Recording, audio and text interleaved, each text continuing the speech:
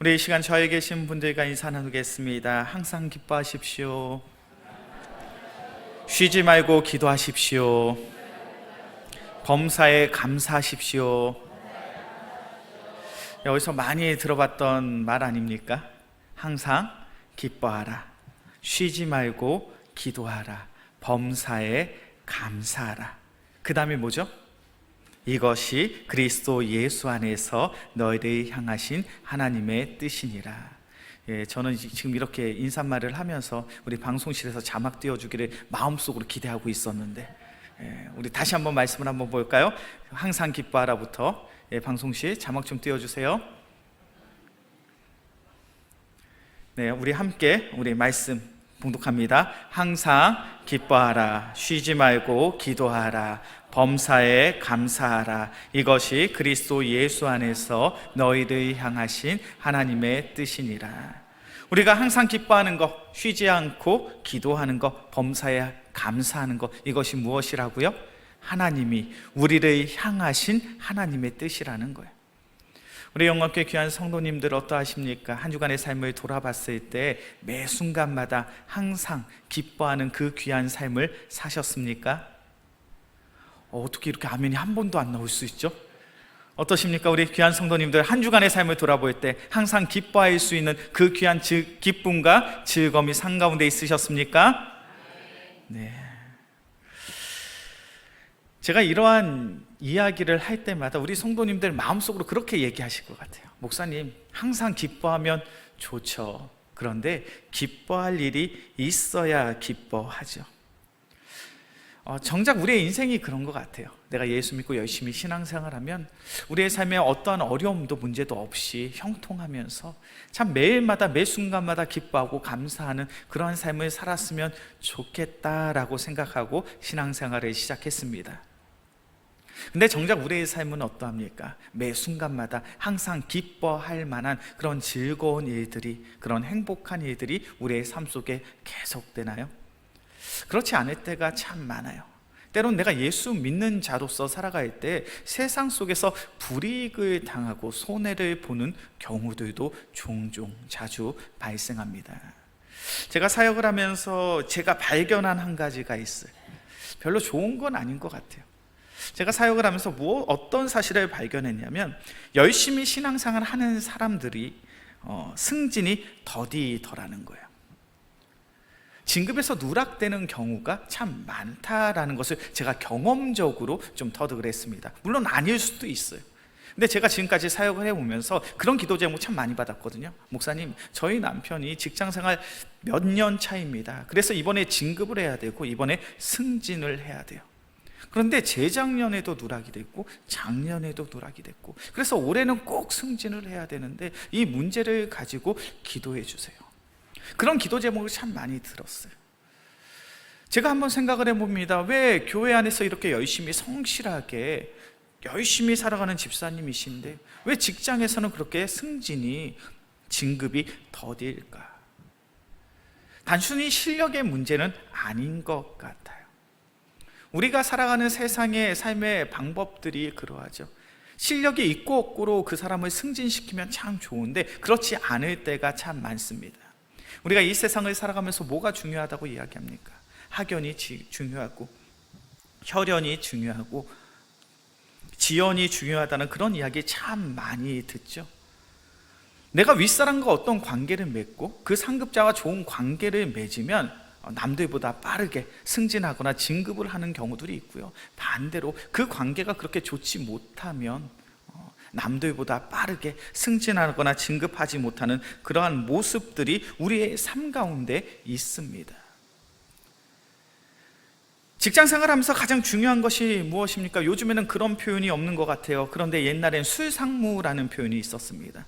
술 잘 마시는 것도 세상살이, 사회생활에 잘하는 방법 중에 한 가지라는 거예요. 왜 술자리에 가서 술을 잘 마시고 분위기를 띄우는 그러한 삶이 중요합니까? 술 잘 마시고요, 술자리에서 분위기 잘 띄우고 상사들에게 좋은 관계, 좋은 모습을 보이며 관계를 맺게 되면 그 사람은 승진이 빠르더라는 거예요. 세상의 방법은 그러합니다. 단순히 실력이 있고 없고의 문제가 아니에요. 이 사람이 얼마나 나와 친밀하게, 나와 교제하며 나와 좋은 관계를 맺고 있는가? 이 사람이 나의 라인을 타고 있는가 아닌가? 이런 문제들로 인하여 승진이 되고 진급이 되는가 하면 때론 삶 속에서 누락이 되는 일들도 발생을 합니다. 오늘 본문의 말씀 속에서 등장하는 다윗의 상황이 그러합니다. 나는 참 열심히 신앙생활하는 사람인데, 나는 하나님 앞에 참 신실한 모습으로 살아가고 있는데, 그런데 오히려 하나님을 떠나서 세상의 방식대로, 세상의 방법대로 살아가는 이들이 더욱 형통한 삶을 살고 있어요. 다윗의 입장에선 사울의 모습이 그러합니다. 다윗은 하나님 앞에서 늘 정직하고 성실하기 위해 최선을 다했던 삶이에요. 나의 삶이 아무리 괴롭고 힘들어도 하나님 앞에 나아가 찬양하며 예배하는 그 삶을 가장 소중하게 여겼던 사람이 바로 다윗이에요. 반면에 다윗을 괴롭게 했던 사울은 어떠합니까? 사울왕은 하나님의 말씀에 불순종하죠. 하나님께서 그를 이스라엘의 초대왕으로 세웠음에도 불구하고 사울은 하나님의 말씀에 불순종합니다. 자신의 이익을 위해서, 자신의 유익을 위해서 하나님을 속이려 들었던 사람이, 하나님과의 관계가 끊어지자 그가 선택한 방법이 무엇입니까? 엔돌의 신접한 여인을 만나서 하나님의 뜻을 묻고자 하는 그런 핵에 망측한 짓을 저질렀던 사람이 바로 사울왕이잖아요. 하나님의 입장에서 다윗은 의인이요, 하나님의 입장에서 사울왕은 철저히 악인의 삶을 살아가고 있습니다. 그런데 다윗의 인생 속에 다윗이 마주하고 있는 사울의 인생, 사울의 삶은 어떠합니까? 나는 이렇게 괴롭고 힘든 시간들을 보내고 있는데 그 악인인 사울은 너무나도 떵떵거리며 잘 살아가고 있어. 하나님께 버림을 받았음에도 불구하고, 하나님의 말씀에 불순종하고 있음에도 불구하고 사울은 여전히 왕입니다. 왕의 권세와 왕의 힘을 가지고 있어요. 그리고 그 왕의 권세와 왕의 힘을 가지고 다윗을 괴롭게 하고 다윗을 죽이고자 했던 이가 바로 사울입니다. 다윗은 어떠한 생각이 들었을까요? 야, 내가 살아가고 있는 이 세상 너무 불합리한 거 아니야?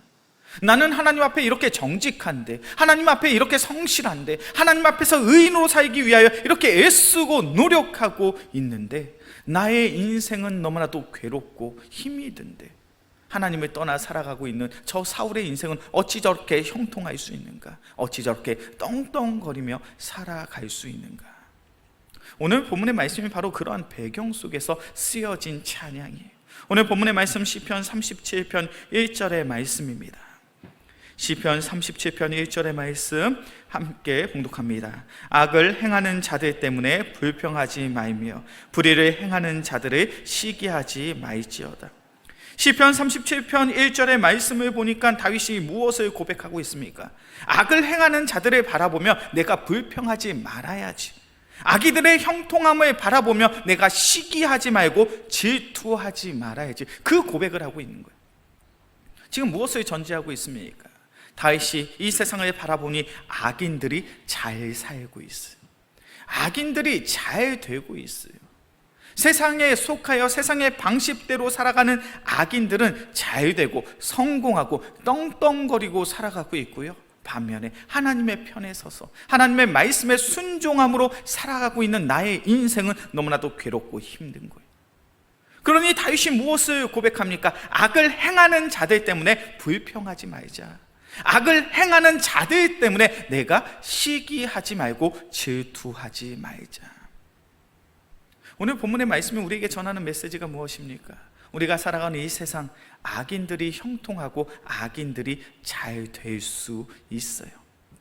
세상에 속하여 세상의 방식대로 살아갑니다. 하나님 앞에 온전치 못해요. 하나님 앞에서의 불법을 행하는 삶을 살아갑니다. 그런데 그들이 나보다 더욱 빠르게 승진할 수 있고요, 나보다 더 잘 될 수 있고요, 세상 속에서 떵떵거리며 잘 살아갈 수 있어요.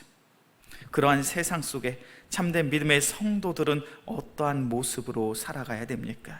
오늘 본문의 말씀 시편 37편 5절과 6절의 말씀이에요.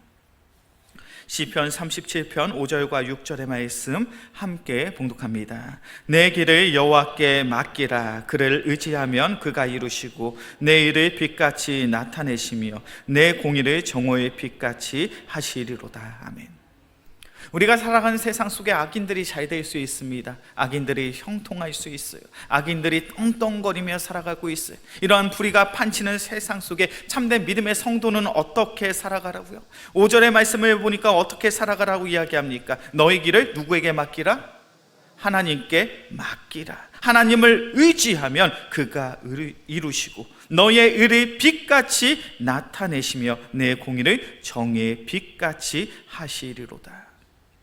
우리가 살아가는 세상 속에 악인들이 잘 되는, 악인들이 떵떵거리는 그런 불의한 세상 속에 우리는 살아갑니다. 그러한 세상 속에서 우리가 바른 참된 믿음의 성도라면 우리의 삶의 모든 상황들을 누구한테 맡길 수 있어야 돼요? 하나님께 맡기는 거예요. 우리가 우리의 삶의 문제를 하나님께 맡기면 하나님께서 우리의 삶의 문제 가운데 개입하여 주사 하나님께서 하나님의 방법대로 우리의 삶의 모든 문제들을 해결해 주실 줄로 믿습니다. 특별히 우리가 오늘 본문의 말씀을 통해서 이 맡긴다라는 신앙적인 개념을 잘 이해할 필요가 있어요. 우리가 신앙생활을 하면서 우리가 우리의 문제를, 우리의 삶의 어려움을 하나님께 맡겨야 됩니다라는 이야기를 처음 들으시는 분은 없어요. 우리가 신앙생활을 하면서 얼마나 많이 듣는 이야기인지 몰라요. 우리의 삶의 숙제, 삶의 문제를 하나님께 맡기는 거. 그런데 종종 하나님께 나의 삶의 문제들을 맡긴다라고 했을 때 이 맡기는 것을 아무것도 하지 않는 것으로 생각하시는 분이 있어요. 우리 영광교회 청년들은 그러지 않을 줄로 믿습니다. 그런데 제가 사역을 해보니까 종종 그런 청년들이 있어요. 교회에서 열심히 봉사하는 청년들이 이른 아침 8시 반부터 교회에 와서 교사로 헌신하고 수고하고, 교회 안에서 찬양팀으로도 그리고 여러 모양과 모습으로 봉사하고 헌신하고, 그래서 집에 돌아가면 6시, 7시가 되는 그런 청년들이 있어요. 주일날 교회에 와서 10시간, 11시간을 교회에서 열심히 봉사하는 거예요. 그리고 집으로 돌아갑니다. 피곤할까요? 피곤하지 않을까요? 피곤하죠. 교회에서 열심히 봉사했더니 집에 돌아가니까 너무 피곤한 거예요. 그런데 문제가 있어요. 내일 학교에서 시험을 봐야 돼요. 자, 교회에 나와서 열심히 봉사한 청년, 몸이 너무 지쳐 있습니다. 그리고 집에 갔더니 몸이 너무나도 지쳐 있는 상태예요. 그런데 내일 시험이에요. 어떻게 기도할까요? 하나님, 이 시험을 주님께 맡깁니다. 그리고 잠을 청한다며, 그것이 하나님께 맡기는 거예요? 맡기지 않는 거예요? 우리는 그런 걸 하나님께 맡긴다라고 생각할 때가 있어요. 내일의 시험까지도 하나님께 맡기는, 제가 아는 문제만 나올 수 있게 해주셔서 어찌됐든 시험 패스만 하게 해달라는 잘못된 이해예요. 하나님께 맡긴다라는 것은 어떠한 의미를 가지고 있냐면 전적으로 하나님을 신뢰하는 거예요. 전적으로 하나님을 신뢰하며 내가 할 수 있는 일 가운데 최선을 다하는 거예요. 내가 할 수 있는 모든 상황 속에서 내가 할 수 있는 최선을 다하고, 그 결과가 어떠하든지, 이 결과가 내가 원한 결과가 나오든지 내가 원치 않던 결과가 나오든지, 이 결과는 누가 주신 거다? 하나님이 주신 결과라고 인정하고 그것에 감사하는 것, 바로 이것이 하나님께 맡기는 것인 줄로 믿습니다. 다윗의 인생이 그런 거예요. 다윗은 자신의 인생을 하나님께 맡겼죠. 다윗은 자신의 인생을 하나님께 맡겼습니다. 그러면서 그는 도망자의 삶을 살고 있죠. 하나님께 나의 인생을 맡김으로 도망자의 삶을 살아갈 때 다윗은 어떻게 살아갔습니까? 얼마나 열심히 도망 다녔는지 몰라요. 그래서 사무엘상의 말씀을 보면 다윗은 이 광야에서도 숨고 저 광야에서도 숨었습니다. 무엇을 의미합니까? 내가 도망 다닐 수 있는, 내가 피할 수 있는 그러한 데를, 온 천지를 돌아다니며 온 사막을 찾아다니며 도망 다녔다는 거예요. 그런데 사울왕이 얼마나 다윗을 집요하게 추적했는지 다윗은 더 이상 이스라엘 영토인 숨을 곳이 없는 거예요. 그래서 다윗의 선택이 무엇입니까? 블레셋의 영토로 숨어 들어가죠. 블레셋의 영토로 숨어 들어갔더니 다윗을 알아보는 이들이 있습니다. 그래서 다윗이 이 블레셋 영토에서 살기 위해서 어떠한 선택을 합니까? 블레셋 왕 앞에서 미친 척을 하죠. 우리 말씀을 한번 찾아볼까요? 사무엘상 21장입니다. 사무엘상 21장 10절부터 15절까지의 말씀이에요. 자막으로도 준비되어 있죠. 사무엘상 21장 10절부터 15절까지의 말씀 제가 먼저 봅니다. 그날에 다윗이 사울을 두려워하여 일어나 도망하여 가드 왕 아기스에게로 가니,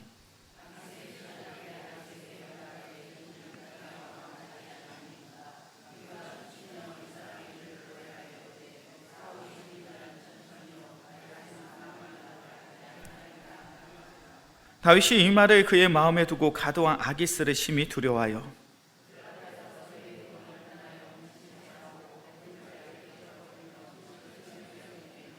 아기스가 그의 신하에게 이르되 너희도 보거니와 이 사람이 미치 광유로다. 어찌하여 그를 내게로 데려왔느냐.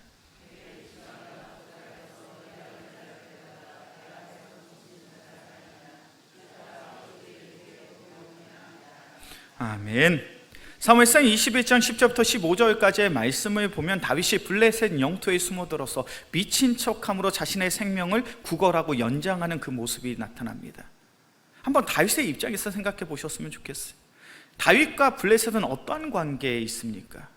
이스라엘과 블레셋은 어떤 관계 속에 있습니까? 우리가 잘 아는 것처럼 철천지 원수예요.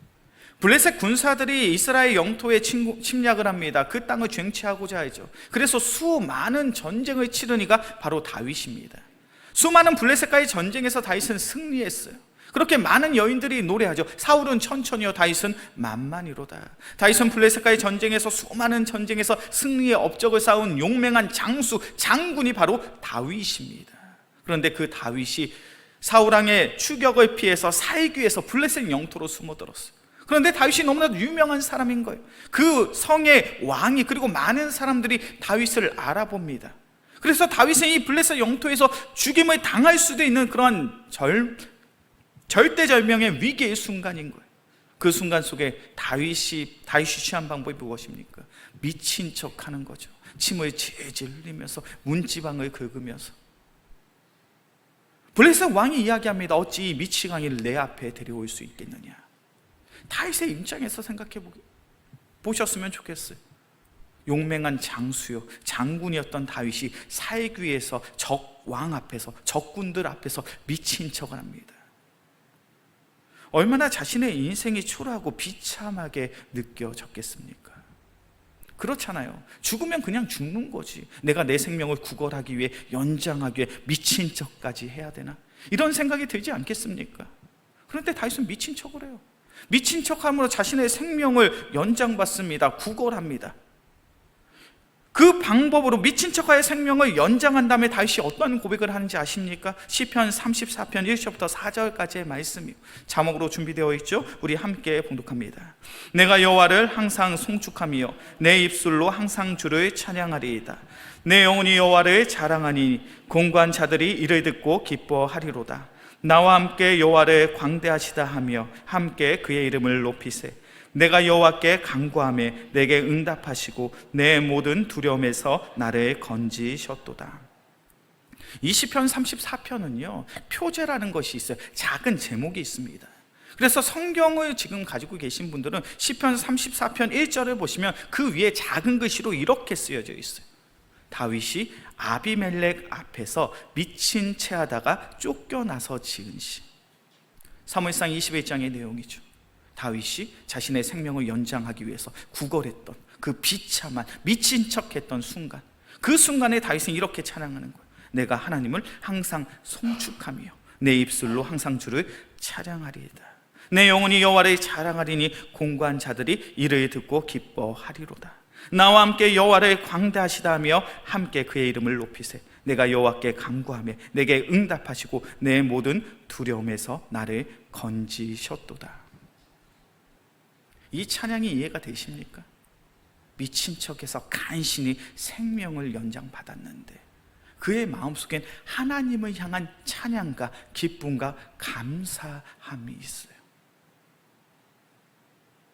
하나님께 맡긴다라는 것은 이런 거예요. 내게 주어진 상황 속에서 나는 최선을 다합니다. 그 최선을 다한 모습이 때론 너무나도 비굴해 보일 수 있어요. 너무 비참해 보일 수 있어요. 내가 이렇게까지 하면서 살아가야 되는가, 이런 생각이 들 수도 있어요. 그런데 하나님께 맡기는 자는 그러한 삶을 살아가는 거예요. 때론 너무나도 비참하고 때론 나의 인생이 너무나도 초라한 것처럼 보여지지만 내가 살기 위하여 최선을 다합니다. 그리고 그 결과까지도 주님께 맡기는 거예요. 그 결과까지도 주님께 맡겼더니 다윗은 하나님을 찬양할 수 있는 거예요. 내가 이렇게 비참하게 초라하게 나의 생명을 연장했구나, 구걸했거나, 하나님 나의 삶을 어떻게 이렇게 인도하실 수 있습니까? 그러한 불평과 불만을 토로하는 것이 아니라, 그래, 여전히 하나님께서 나와 함께 하시는구나, 이 위기의 순간에서도 하나님이 나의 손을 붙잡고 나를 구원하여 주셨구나, 그것을 바라볼 수 있고 그것을 고백할 수 있는 거예요. 우리 영광교회 귀한 성도님들, 우리가 살아가는 이 세상, 악인들이 득세하고 악인들이 잘 사는 그러한 세상처럼 보여집니다. 그러한 세상 속에서 하나님을 의지할 수 있는, 하나님께 나의 삶을 맡길 수 있는 귀한 믿음의 성도들이 되어지기 주의 이름으로 간절히 축원합니다. 그때 하나님께서 우리의 삶을 아름답게 선하게 이루시는 줄로 믿습니다. 또 오늘 본문의 말씀을 보면 악인들이 득세하는 이 세상 속에 우리는 어떠한 모습으로 살아가야 됩니까? 시편 37편 7절의 말씀이, 시편 37편 7절의 말씀 함께 봉독합니다. 여호와 앞에 잠잠하고 참고 기다리라. 자기 길이 형통하며 악한 죄를 이루는 자 때문에 불평하지 말지어다. 악인들이 득세하는 세상 속에 참된 믿음의 성도들은 어떠한 모습으로 살아가야 됩니까? 7절의 말씀을 보니까 하나님 앞에서 잠잠히 참고 기다리라는 거예요. 우리가 하나님 앞에서 잠잠히 참고 기다리면 하나님은 하나님의 때, 우리의 삶을 분명 하나님의 방식대로, 방법대로 선하게 아름답게 인도하여 주실 줄로 믿습니다. 우리가 신앙생활하면서 종종 불평과 불만이 나올 때가 있어요. 하나님, 왜 나의 인생이 이렇게 괴로워야 됩니까? 하나님, 나의 인생이 왜 이렇게 힘들어야 됩니까? 왜 나만 이렇게 괴롭고 힘든 사건들이, 어려움들이 계속 되어야만 합니까? 그런 불평과 불만이 나올 때가 있어요. 그런데 그러한 그 불평과 불만이 왜 나옵니까? 하나님의 때를 기다리지 못해서 그래요. 우리가 믿고 우리가 신뢰하는 그 신실하신 하나님은 때를 따라 돕는 은혜를 우리의 삶 속에 더하시는 하나님이신 줄로 믿습니다. 오늘 오전에 주일 예배 시간에도 살펴보았던 말씀이죠. 히브리서 4장 16절의 말씀이에요. 히브리서 4장 16절의 말씀 자막으로 준비되어 있습니다. 함께 봉독합니다. 그러므로 우리는 긍휼하심을 받고 때를 따라 돕는 은혜를 얻기 위하여 은혜의 보좌 앞에 담대히 나아갈 것이니라. 이 본문의 말씀은 쉬운 성경으로 보면 좀 더 명확하게 그 본문의 내용이 보인다라고 말씀을 드렸죠. 쉬운 성경으로 준비되어 있습니다. 히브리서 4장 16절의 말씀 자막으로 쉬운 성경 버전 우리 함께 봉독합니다. 그러므로 하나님의 보좌 앞에 담대하게 나아갑시다. 그곳에는 은혜가 있으며 우리는 때에 따라 우리를 도우시는 자비와 은혜를 받을 수 있습니다. 우리가 하나님의 은혜의 보좌 앞에 나아갈 때 하나님께서 우리를 도우시는 하나님이신 줄로 믿습니다. 그런데 하나님이 우리를 언제 도우시는가? 우리 개역개정 성경을 보면 때를 따라 돕는 은혜요. 때를 따라 돕는다라는 것이 어떤 의미를 가지고 있습니까? 하나님의 때에 하나님의 방식으로 우리의 삶을 선하게 인도하신다라는 거예요. 쉬운 성경에서 말씀하고 있는 그곳에는 은혜가 있으며 우리는 때에 따라 우리를 도우시는 자비와 은혜를 받을 수 있습니다. 우리가 하나님의 보좌 앞에 나아갔을 때 그곳은 하나님의 은혜가 있는데 그 하나님의 은혜를 우리가 언제 누릴 수 있느냐? 하나님의 때에 따라 우리는 하나님의 은혜를 누릴 수 있다는 거예요. 우리의 삶 가운데 허락되신 하나님의 은혜는 하나님의 때에 우리의 삶 가운데 허락되는 하나님의 놀라운 축복인 줄로 믿습니다. 그래서 우리의 신앙생활이 어려운 거예요. 하나님의 때가 우리가 생각했던 그 때와 동일하다면 참 은혜가 되는데 하나님의 때와 우리의 때가 다를 때가 참 많아요. 다윗의 경우가 그러하죠. 다윗이 몇 살에 이스라엘의 왕이 된지 아십니까? 다윗이 몇 살에 이스라엘의 왕이 되었을까요? 몇 살일까요? 30살에 유다의 왕이 됩니다. 그리고 7년 6개월이 지난 다음에 이스라엘의 왕이 돼요. 다윗이 이스라엘 왕이 될 때의 나이가 37살입니다. 그가 언제 기름 부음을 받았습니까? 아직 전쟁터에 나아갈 수도 없는 어린 10대 시절에 하나님의 기름 부음을 받아서 이스라엘의 두 번째 왕으로 세움을 받죠. 그리고 정작 그가 왕이 되었을 때 그의 나이는 37살이에요. 20년 가까이 되는 시간이 지난 뒤에 다윗은 이스라엘의 왕이 됩니다. 우리가 잘 아는 것처럼 아브라함은 몇 세의 나이에 이삭을 낳게 됩니까? 몇 세죠? 100세예요. 아브라함이 하나님의 부름을 받았을 때가 몇 세였죠? 75세입니다. 그렇다면 하나님의 부름을 받고 그 다음에 아브라함이 아들을 낳는 것이 가장 이상적인 이야기 아닙니까? 그런데 아브라함은 100세에 자녀를 낳게 돼요. 우리가 잘 아는 것처럼 이스라엘의 출애굽의 역사 가운데 이스라엘의 지도자로서 그 귀한 사역을 감당한 모세는 몇 세에 하나님의 부름을 받게 됩니까? 몇 세죠? 80세예요. 모세는 젊은 나이 40대 때에 혈기를 가지고 지혜를 가지고 이스라엘 백성을 이끌기를 원했습니다. 근데 그때 하나님은 침묵하셔요. 하나님은 모세를 80세에 부르십니다. 너무 이상한 이야기 아닙니까? 이스라엘의 두 번째 왕으로 다윗이 기름 부음을 받았다면 골리앗을 무찌르고 바로 왕이 되어야죠. 하나님께서 아브라함을 부르셨다면 그 다음에 이삭을 출생할 수 있어야죠. 모세가 나라를 구원할 지도자로 세움받기를 원했다면 그가 한참 혈기 있고 가장 젊은 그때 40대 때 하나님이 그를 부르셨어야죠. 성경이 우리에게 일관되게 이야기하고 있는 것이 무엇입니까? 하나님의 때가 있다는 거예요. 우리는 그 하나님의 때를 알지 못합니다. 그러나 분명한 것은 하나님의 때, 우리의 삶 가운데 하나님께서는 우리와 함께 하사 가장 좋은 것으로, 가장 선한 것으로, 가장 아름다운 것으로 우리의 삶 가운데 그 귀한 은혜를 더하실 줄로 믿습니다. 그렇게 우리는 어떠한 모습으로 살아가야 됩니까? 하나님 앞에서 잠잠하고 참고 기다릴 수 있는 그 귀한 인내의 삶이 바로 우리의 삶 속에 있어야 될 줄로 믿습니다. 이제 말씀을 정리합니다. 다윗이 고백합니다. 하나님, 내가 살아가는 이 세상은 악인들이 득세하는, 악인들이 형통하는 세상이네. 그렇게 나의 마음속에 때론 불평과 불만이 있습니다. 때론 나의 마음속에 시기와 질투의 마음이 있습니다. 그러나 그런 세상 속에서 나는 하나님께 나의 삶을 맡기고 하나님의 때를 참고 기다리겠습니다. 그것이 바로 오늘 본문에서 말씀하고 있는 다윗의 고백이에요. 우리가 살아가는 이 세상 속에서도 우리는 동일한 고백을 할 수 있어야 될 줄로 믿습니다. 우리가 살아가는 이 세상, 악인들이 잘되고 악인들이 득세하고 악인들이 성공하는 그러한 세상처럼 보여집니다. 그러한 세상 속에서 우리는 더욱 하나님을 의지하고 우리의 삶을 하나님께 맡길 수 있어야 됩니다. 하나님께 우리의 삶을 맡기고 하나님의 때를 기다릴 수 있어야 되죠. 지금 당장은 내가 조금 괴롭고 지금 당장은 조금 내가 힘든 삶을 살아가지만 분명 하나님께서는 하나님의 때 우리의 삶 가운데 가장 좋은 것으로, 가장 선한 것으로, 가장 아름다운 것으로 우리의 삶을 갚아내실 줄로 믿습니다. 그 신실하신 하나님의 은혜를 사모하며 하나님의 때를 기다리며 기도할 수 있는 우리 모두가 되어지게 주의 이름으로 간절히 축원합니다. 기도하겠습니다. 사랑해 주님 감사합니다. 우리가 살아가는 이 세상도 악인들이 득세하는, 악인들이 잘 살아가는 그러한 세상처럼 보여집니다.